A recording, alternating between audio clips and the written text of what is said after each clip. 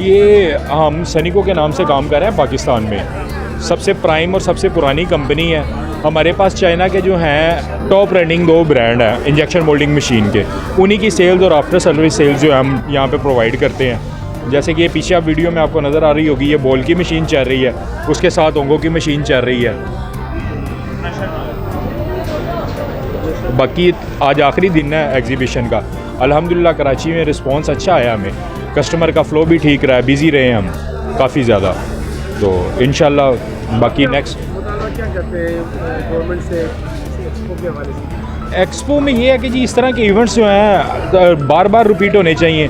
जैसे साल में एक इवेंट हो रहा है तो उसे कम से कम क्वार्टरली होना चाहिए, हर 3 महीने बाद 4 महीने बाद जो एग्जीबिशन होनी चाहिए।